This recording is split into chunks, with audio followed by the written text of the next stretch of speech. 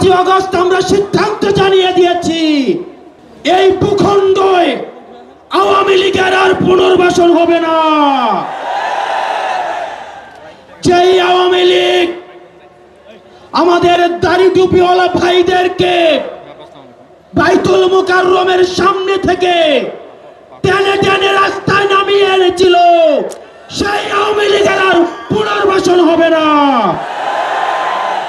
প্রিয় সংগ্রামী সহযোদ্ধা, অত্যন্ত পরিতাপের বিষয়, আজকে 8 মাস পরে এসেও আমাদের দেশের অনেক রাজনৈতিক দল, অনেক রাজনীতিবিদ আমাদেরকে বারবার করে মনে করিয়ে দেয় আওয়ামী লীগ নাকি রাজনৈতিক দল, এবং এই রাজনৈতিক দল নিয়ে সিদ্ধান্ত আসার এখতিয়ার নাকি তাদের নেই। ডক্টর মোহাম্মদ ইউনূস গত কিছুদিন আগে বলেছেন আগামী নির্বাচনে আওয়ামী লীগ অংশগ্রহণ করবে কি করবে না সেটি সিদ্ধান্ত নাকি আওয়ামী লীগের। ডক্টর মোহাম্মদ ইউনূস, আপনি ভুলে যাবেন না, আমরা আপনাকে ক্ষমতায় বসিয়েছি। আওয়ামী লীগ নির্বাচন করবে কি করবে না, আওয়ামী লীগ আসবে কি আসবে না, এই সিদ্ধান্ত নিয়েছি আমরা। আওয়ামী লীগ মারা গিয়েছে বাংলাদেশে, আর জানাজা হয়েছে দিল্লিতে। আমার ভাই আপনার এবং শহীদ আবু আলিফের রক্তের উপর পাড়া দিয়ে এই আওয়ামী লীগ বাংলাদেশে আসবে না। বান্ডেল থাকলে প্রতি সেনমানিতে টাকা বাঁচবে। বিকাশ সেনমানি বান্ডেল কিনে জিতুন প্রতি লেনদেনে। এই সংস্কার আমাদের দেশের সবচেয়ে বড় সংস্কার, আওয়ামী লীগকে নিষিদ্ধ করতে হবে। কোনো কিন্তু অথবা নেই। আচ্ছা, দেখছি এরকম কিছু নেই, আওয়ামী লীগকে নিষিদ্ধ করতেই হবে। আপনারা ভুলে গেলে চলবে না, আওয়ামী লীগ কোনো রাজনৈতিক দল নয়।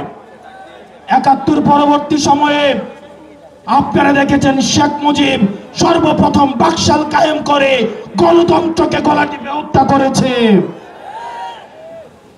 এই বাকশালী দিয়ে ৩০,০০০ জাসদ কর্মীকে হত্যা করে সারা বাংলাদেশে কসাইতন্ত্র কায়েম করেছে। আওয়ামী লীগের লুটপাটের কারণে আপনারা দেখেছেন ৭৪-এর দুর্ভিক্ষে ১৫ লক্ষ মানুষ মারা গিয়েছে।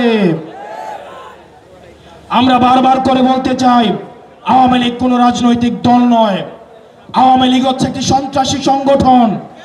এই সন্ত্রাসী সংগঠনকে নিষিদ্ধ করার মধ্য দিয়েই আমরা সংস্কার দেখতে চাই।